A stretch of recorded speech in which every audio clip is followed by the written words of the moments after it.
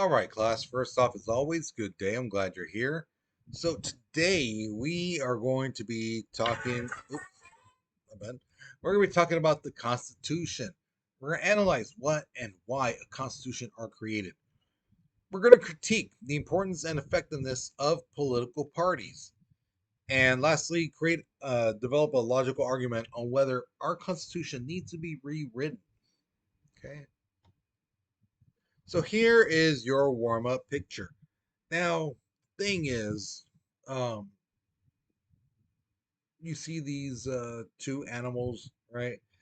Does it really look like they're fighting? I mean, look at them. Does it really look like they're fighting? Okay. Um, and look at the setting. What does it look like they're at? Okay. Uh, and then look what the guy is saying. So add that all up. What do you think this artist is trying to say about the political parties? What are they all about? What are they doing? Again, don't just put I see a donkey waving its hand. I see an elephant waving a hand. Well, I see that too. What does that mean? You have to answer the question, guys. What is this artist trying to say about the political parties?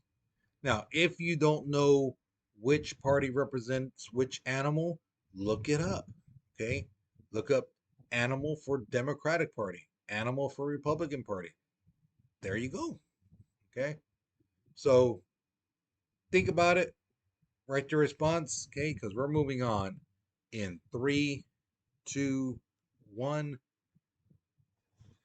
All right. So the Constitution, it has three main purposes. One is to set out ideals that the people believe in and share. So in this country, we truly believe that everyone is born free. No one should be in bondage. No one should be in put into slavery and stuff like that. We also believe in justice. You know, if someone does something wrong, they should be punished, and that nobody, whether you're rich, poor, this color or that, doesn't matter. No one is above the law. That's what we believe in this country. Okay. Now, the other thing is, it establishes the basic structure of the government and defines its duties and powers. So in our Constitution, it basically says we are a three-branch government.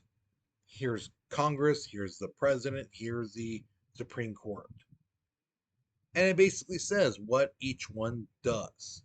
What are their powers? What can they do? What can't they do? You know, uh, and things like that for each one of them.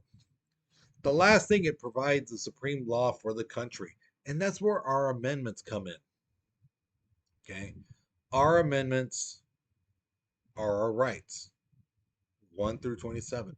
There is no way we can lose them unless we tell the government we don't want them anymore. Okay. But yeah, they cannot take away our rights. And again, we'll get into what exactly our rights are because, again, freedom of speech, it's very vague. That can mean anything. And there are variations of where you cannot say certain things. And we're going to talk about that. Okay. Now, here's the thing, too. I've heard some people, especially like last year, I saw some video of some guy basically ranting and raving about America, saying, "We're the only country with freedom. We're the only country with the Constitution. Nobody else has it. We're the best country. Everyone else sucks." And blah, blah, blah. And I'm like, wow, you are really dumb. The only country with freedom. No, there are lots of countries with freedoms. We're the only country with a constitution. No, there's a lot of countries with constitutions.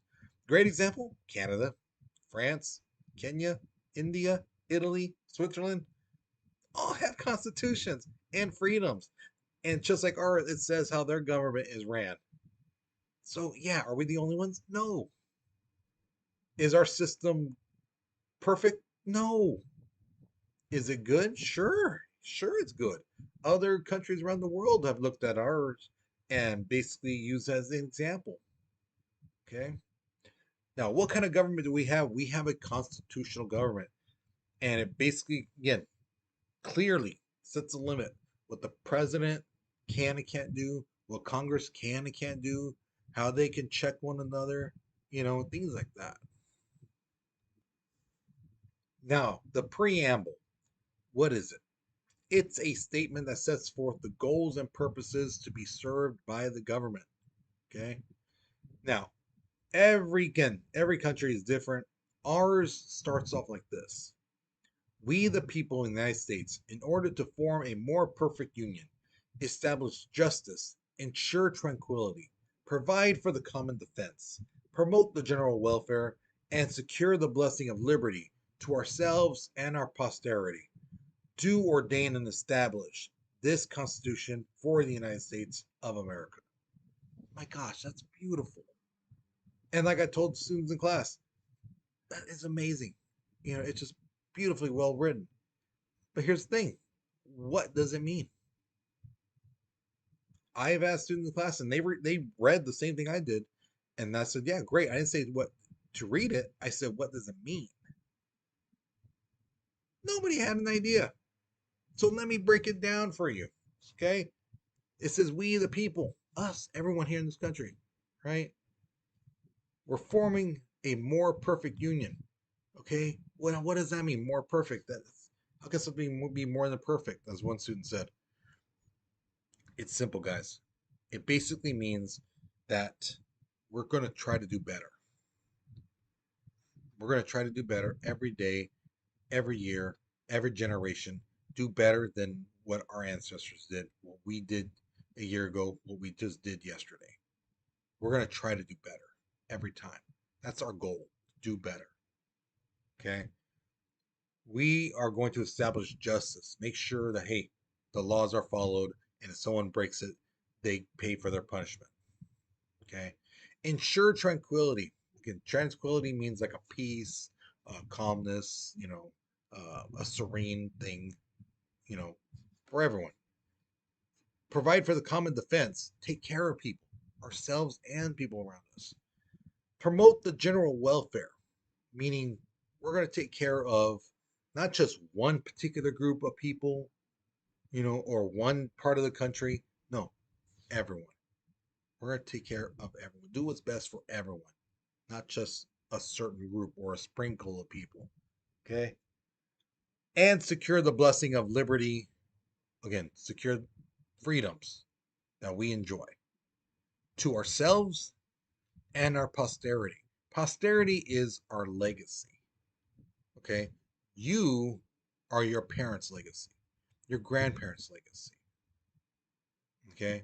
Your great grandparents' legacy. And like some students said in class, so they're like, so you're saying that, like, say my great grandpa fought in World War II, he fought for my freedom, and that's what they're saying, like that. Like, yeah, exactly. So if you have some family member who served in the armed forces and they, fought overseas and some of that, yeah, they're basically securing our freedoms, not just for themselves, but for their children and great grandchildren and things like that. Okay, that's what the preamble is saying. We're going to try to do better every day. We're going to make sure justice is served, that peace is done here in this country. We take care of ourselves and people around us, do what's best for everyone, and make sure that not just we have freedom, but our future has the same freedoms we have. Now, the Constitution provides the supreme law of the land. There's no ands, if, or buts about it. Those are our rights. The government can try to take it away, but they can't. Okay, the only way they can get rid of it is if we give them permission. Okay. Um, and again, they get their authority, their power from us. So like I said in class, let's say the next president who gets elected says everyone has to pay me $50 every weekend, until I leave. If we don't like it, every American can stand up and say, no, I'm not paying it. That's wrong. I don't like that. But the thing is, it can't just be like one little group, a couple hundred people, even a couple of thousand, tens of thousands. No, it has to be everyone. Everyone has to, come together and say no. Otherwise, the majority wins. They have the power. Okay. Now, here we go about political parties. Does the Constitution say anything about political parties? No. It doesn't say that they can't be formed. In fact, political parties were around before our country was around. We had already established two groups called the Federalist and Anti-Federalist. Now, why do we have political parties? What's their purpose? Well, it's basically a grouping of people who can get together and share the beliefs that they have, the same beliefs, and how the government's role should be. You know, uh, they also use the power of the mob, which is them, to protest, to voice their approval or disapproval on issues, on laws, whatever they feel is wrong or right, things like that. Now, where does the conflict happen? Basically, the issues arise when one side wants something done their way and it counteracts what the other side wants. You know, so like great example. One political party would say uh, every kid should have free lunch.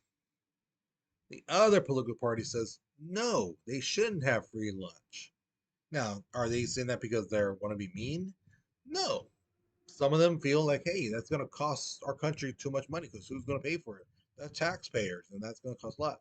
Whereas the other side will say, hey, some of these kids have no food at home, and this is the only time they'll get to eat is when they come to school. So we need to feed them, and they're right there alone.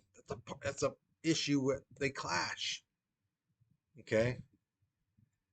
Now here's the thing: as you can see from this picture, we don't just have two parties; we have several, and there's a lot more. Now, why do we only talk about those two political parties here in this country? Because that's where a lot of Americans join, either one group or the other. Okay. All these other groups, they don't have that many people joining their party. You know, even if they're really popular, they might get maybe like 10,000, 100,000, maybe most. But other than that, they're not going to be a valuable um, powerhouse like the two political parties there are right now. And that is why a lot of Americans don't join those other parties because they want to win. And those two parties have a better chance of sending somebody to be president and winning, somebody being a congressman or senator or whatever it may be, mayor, governor. Okay, so that's why, really, in this country, you only hear about those two political parties.